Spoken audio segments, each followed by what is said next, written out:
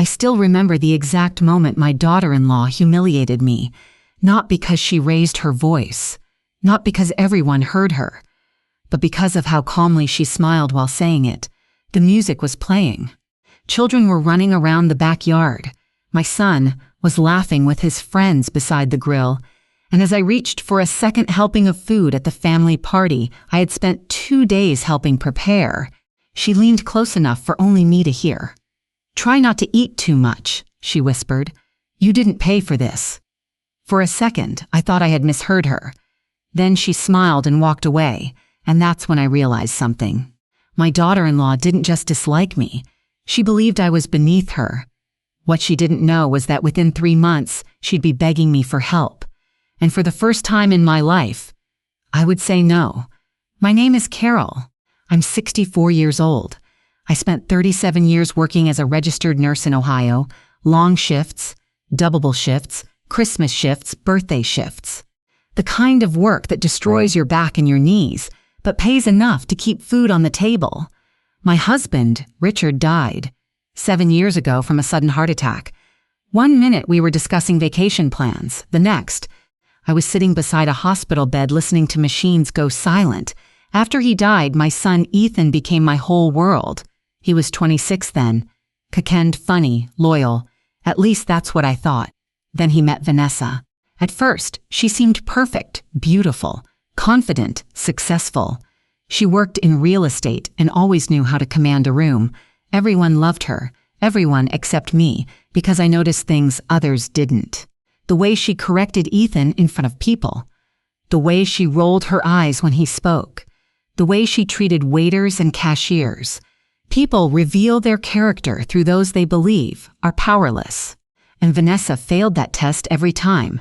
Still, Ethan was happy. So I stayed quiet. They got married 2 years later. That's when things changed, slowly at first. Then all at once, song calls became less frequent. Holiday invitations became shorter. Family dinners became uncomfortable. Every time I visited, Vanessa found a way to remind me that I wasn't really welcome. Nothing obvious. Nothing anyone could point to, just tiny cuts. Tiny humiliations, death by 1,000 paper cuts. One Christmas, she bought gifts for everyone except me. When Ethan noticed, she laughed. Oh my God. I thought we agreed not to exchange gifts with parents. No such agreement existed. Another time she hosted Thanksgiving. I arrived carrying homemade pies. She looked at them and said, "That's sweet. We already have desserts, but maybe someone will take them home." Nobody touched them. Not even Ethan. The worst part wasn't Vanessa. It was my son. Every time she embarrassed me, he pretended not to notice. Every time she crossed a line, he stayed silent. Silence can hurt more than insults. Then came the party that changed everything. Vanessa's father had just retired. She decided to throw an enormous backyard celebration. Nearly 80 guests attended. Caterers, decorations, live music, the works. 3 days before the event, Vanessa called. "Carol, could you help us get ready?" I should have said no. Instead, I spent hours cleaning tables, arranging decorations, folding napkins, and preparing food. I worked harder than most people actually attending. When the party finally started, I was exhausted. So after helping everyone else, I fixed myself a plate. That's when she delivered that line. "Try not to eat too much. You didn't pay for this." The words hit harder than any insult she'd ever thrown at me, because they revealed what she truly thought, that I was a burden, a freeloader, a useless old woman surviving on leftovers from younger, wealthier people. I looked around, nobody had heard, or maybe they had. Nobody reacted. I quietly set down my plate, grabbed my purse, and left. Halfway home, Ethan called. "Mom, where did you go?" I waited, hoping he'd noticed, hoping he'd defend me. Instead, he said, "Vanessa's upset you left without saying goodbye." That was it. Not, "Are you okay?" Not, "What happened?" Just concern for her feelings. Something inside me broke. I hung up. Then I cried harder than I had since Richard died. The next morning, I made a decision. I was done chasing people who didn't value me. Done begging for scraps of respect. Done pretending everything was okay. So I disappeared, not literally. I simply stopped reaching out. No calls, no texts, no invitations, nothing. Weeks passed, then months. Ethan barely noticed. That hurt more than I expected. But during that silence, something unexpected happened. Something that would change everything. About 15 years earlier, Richard and I had invested in a piece of undeveloped land outside Columbus. Most people thought we were crazy. It wasn't worth much back then, just empty acreage surrounded by fields. After Richard died, I nearly sold it. Thankfully, I didn't. A massive commercial development project was announced nearby. Suddenly, land values exploded. One afternoon, I received a phone call from an investment group. They wanted to buy. Their offer nearly made me drop the phone. $8.6 million. After taxes and fees, I would still walk away with more money than I'd ever imagined. I spent days reviewing everything with lawyers and financial advisors. Then I signed. Just like that, the widow everyone ignored became a millionaire. Several times over, I told almost nobody. Money changes people. I wanted to see who cared about me before they knew. Then Thanksgiving arrived. For the first time in years, nobody invited me. No call, no text, nothing. I spent the holiday alone. That evening, I posted a photo online, just a simple picture from the balcony of a luxury resort in Hawaii. No caption except 3 words. Life is beautiful. The next morning, my phone exploded. Messages, calls, voicemails, including one from Ethan. "Mom, why are you in Hawaii?" I smiled because suddenly he remembered I existed. I called back. "Vacation. How can you afford that?" There was a pause. Then I said it. I sold the land. Silence, long silence, then came the question. "How much?" The moment he asked, I knew everything. Not "Are you happy?" Not "Congratulations." Not "Dad would have been proud." Just money. I told him, and the silence that followed felt different, hungry, predatory. Within 2 weeks, Ethan and Vanessa wanted to see me. They insisted on dinner. My treat, of course. When I arrived, Vanessa practically sprinted across the restaurant. "Carol," she hugged me. The same woman who hadn't hugged me in years. Interesting, throughout dinner, she laughed at every joke, complimented my clothes, asked about my health, even called me family. The word almost made me choke. Then came the real reason. "We've been thinking about expanding our business," Vanessa said. "There are some amazing opportunities." Of course there were. Ethan leaned forward. "We just need investors." There it was, the pitch. The entire evening had been a sales presentation, not a family reunion. I listened quietly, then asked one question. "How much?" $500,000. I nearly laughed. Instead, I smiled. "I'll think about it." Their faces lit up. For the first time, I held all the power, and I wasn't about to waste it. Over the next month, they became the perfect son and daughter-in-law. Daily calls, weekly visits, birthday flowers, holiday gifts. Everything I'd wanted for years. Everything money had suddenly made possible. The sad part? If they'd done even 10% of that before, I probably would have helped them. But now I could see through every smile, every compliment, every act of kindness. Then I learned something shocking. One evening, Ethan accidentally sent me a screenshot meant for Vanessa. It was a text conversation. I don't think he realized what he'd done. My stomach dropped as I read it. Vanessa had written, "Just keep being nice until she signs." Ethan replied, "I know." Then another message. "When we get the money, we can finally stop pretending."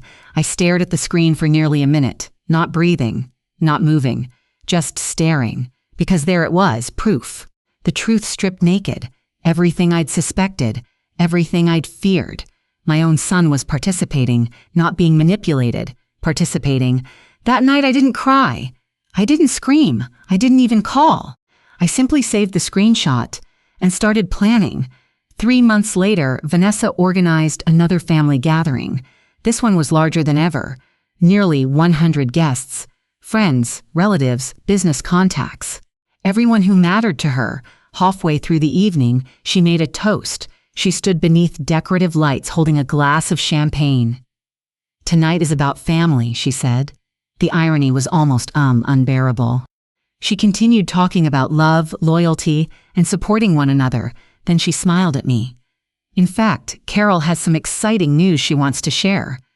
The room turned toward me. I knew exactly what she expected. She thought I would announce my investment. She thought she'd already won. I stood slowly. Heart steady, hands calm, years of pain sitting quietly behind my smile. Actually, I said, I do have something to share. Vanessa beamed. Ethan looked excited. I pulled out my phone and connected it to the large outdoor speaker system, the same system they were using for music. Confused murmurs spread through the crowd. Then I displayed the screenshot on the giant television screen near the patio. The conversation appeared word for word. Just keep being nice until she signs. I know, when we get the money, we can finally stop pretending. Silence, complete silence, the kind that feels physical. Vanessa's face drained of color. Ethan looked like he'd been hit by a truck. I spoke calmly. 3 months ago, I believed my family wanted to reconnect because they missed me. Nobody moved, nobody spoke. So imagine my surprise when I discovered I was simply an investment opportunity. Gasps rippled through the crowd. Vanessa rushed forward. Carol, that's out of context. No, my voice cut through hers. For years you treated me like a burden. She froze, I continued. You ignored me, humiliated me, excluded me. Every face in the audience watched, every single one. Then I looked directly at Vanessa. And at your father's retirement party, you told me not to eat too much because I didn't pay for the food. The crowd reacted instantly. People exchanged stunned looks. Someone actually whispered, "She said that?" Vanessa looked terrified for the first time. There was nowhere to hide, no image to protect her, no narrative to control, only truth. Then I turned to Ethan, the hardest part. I could forgive her, his eyes filled with tears. But you were my son. The words hit him like a bullet. You watched it happen. He lowered his head. You said nothing. The silence felt endless. Finally, I took a deep breath. I won't be investing. Nobody seemed surprised. Then I added something they never expected. I've already established a charitable foundation in Richard's name. Murmurs spread again. The majority of my money will fund scholarships for nursing students and support families who can't afford medical care. People began applauding, not loudly at first, then more and more. Vanessa stood frozen. Ethan looked broken. For the first time in years, I felt free, not because I embarrassed them, because I stopped needing their approval. That's real revenge. Months passed. The fallout was brutal. Many of Vanessa's business relationships disappeared after the incident. People don't like being associated with cruelty, especially public cruelty. Her reputation suffered. Then her company lost several major clients. Meanwhile, Ethan tried repeatedly to reconnect. Letters, calls, voicemails, apologies. Real apologies this time, not excuses, not manipulation. Apologies. For nearly a year, I ignored them, not out of anger. Out of necessity. Some wounds need distance before they can heal. Then one rainy afternoon, I received a handwritten letter, not from Ethan, from Vanessa. The letter surprised me. There were no requests, no mention of money, no attempts to justify her behavior, just accountability, page after page of painful honesty. She admitted she had always viewed people through the lens of status and wealth. She admitted she enjoyed feeling superior. She admitted she had treated me horribly. And then she wrote something I never expected. You were the first person who ever held me accountable.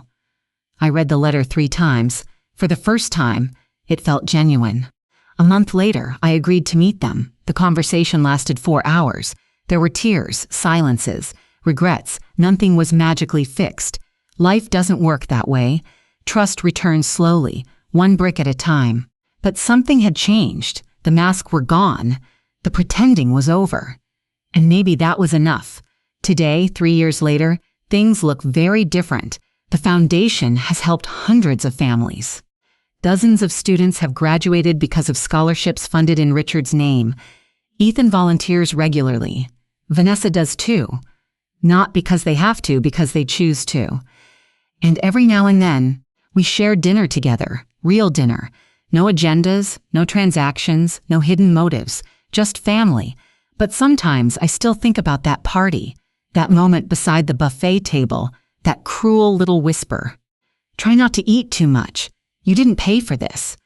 Funny thing is, She was right. I didn't pay for that meal, but eventually, life handed her a bill, and karma made sure she paid every penny.